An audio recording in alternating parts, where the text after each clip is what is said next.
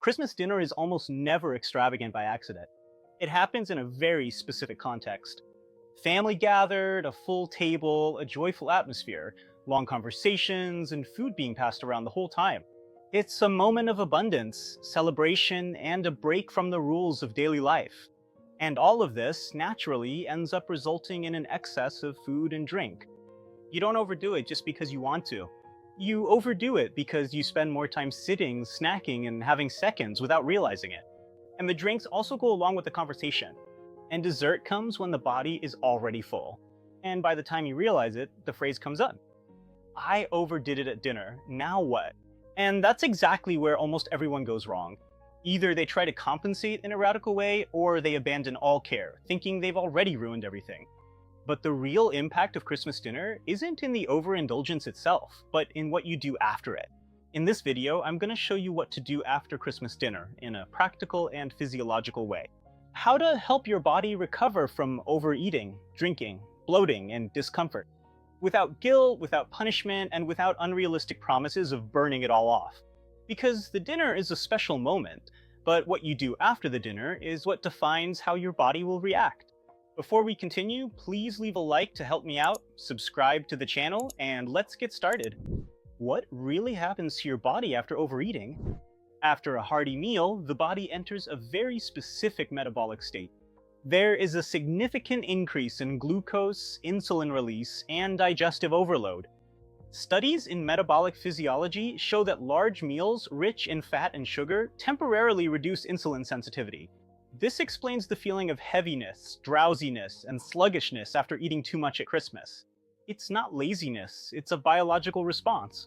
In addition, the stomach physically distends. This distension activates receptors that slow down gastric emptying.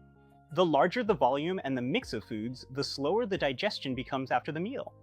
That's why the body reacts better when you don't lie down right after eating. And your position directly influences this process. This is where the first evidence-based strategy comes in, light movement. Research shows that light walks after meals reduce glycemic spikes. It's not intense exercise, it's a gentle metabolic stimulus. This simple habit already improves digestion and reduces bloating after the meal, and prepares the body for the next phase of recovery. Alcohol, hydration, and why bloating gets worse after dinner.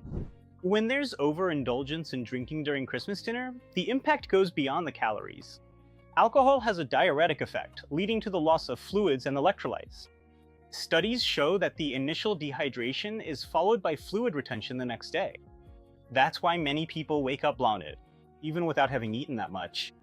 It's water in the wrong place. Additionally, alcohol directly interferes with the liver. The liver starts to prioritize metabolizing alcohol, leaving fat and glucose as a secondary priority, and this delays digestion and metabolic normalization after the meal. The body enters a standby mode, and the discomfort is prolonged. It's a known mechanism in liver physiology. The correct strategy here is not to overdo it with water all at once. Research shows that fractional hydration is more effective for restoring water balance. And water throughout the day, combined with simple and natural foods, helps more than extreme solutions. This reduces retention, improves your energy, and speeds up post-Christmas dinner recovery, and prepares the body for the next step, which involves sleep and hormonal recovery. Sleep, hormones, and why poor sleep makes everything worse after a meal. After overindulging in Christmas dinner, sleep becomes a key part of recovery. During deep sleep, the body regulates hormones linked to metabolism, like insulin and cortisol. Research shows that sleeping too little or poorly reduces insulin sensitivity during the following day. And this means you're more prone to bloating, fatigue, and sugar cravings. This isn't a lack of willpower, it's pure physiology. Excessive food and drink also alters sleep quality. Alcohol might give an initial feeling of relaxation, but it fragments sleep throughout the night. This reduces the deep sleep phase, which is precisely where the most significant metabolic recovery occurs. The result is that you wake up tired, even after sleeping for several hours. And the body is still dysregulated after the meal. This is where two simple, evidence-based strategies come in. First, allow a reasonable amount of time between the meal and bedtime. Second, keep your torso slightly elevated when you lie down, which aids digestion. These adjustments improve comfort, reduce discomfort, and help the body reorganize, setting the stage for the next step, which is the next day's diet. Before we continue, leave a like and subscribe to the channel. This helps me continue creating medical content based on our daily life. Strategic eating the next day, what science shows. After overindulging in Christmas dinner, the body is still dealing with glucose and insulin spikes. Metabolism studies show that the next day is crucial for normalizing the axis. The most common mistake is skipping meals or overdoing it on coffee, thinking this will compensate. In practice, this increases metabolic stress and worsens the body's response. This is because the body needs organization, not deprivation. The evidence points to simple and structured meals. Prioritizing protein at breakfast or lunch helps reduce glycemic spikes. Protein increases satiety and stabilizes energy release throughout the day. Ultra-processed and high-sugar foods prolong the imbalance after the meal, and less metabolic stimulation means faster recovery. Another important point is the rhythm of your meals. Eating slowly at predictable times signals safety to your body.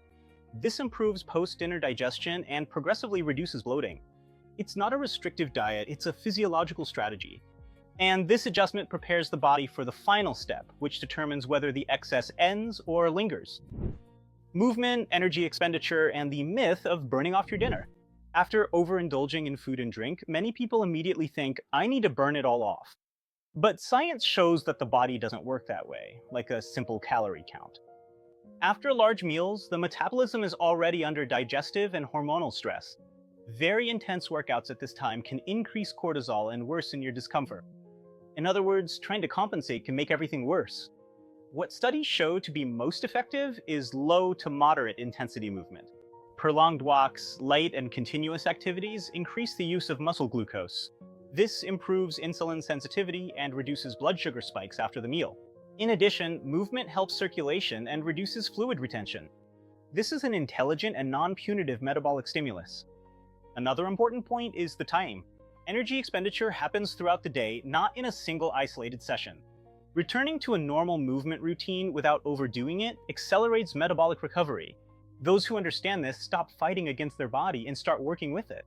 And that's exactly what ends the cycle of overeating at Christmas. Overindulging at dinner happens. The body can handle a one-time excess much better than most people imagine. What really makes a difference is what you do afterwards. Hydration, simple food, light movement, and a regular sleep schedule. This is what helps the body recover from overindulging in food and drink, without extreme measures. And if this video helped you, please leave a like and subscribe to the channel. This really helps the content reach more people who need it this Christmas. And now I want to hear from you. Tell me in the comments what gives you the most trouble after the big meal. And if you want to support the channel even more, there's an Amazon affiliate link in the description. By using this link, you help the channel without paying anything extra for it.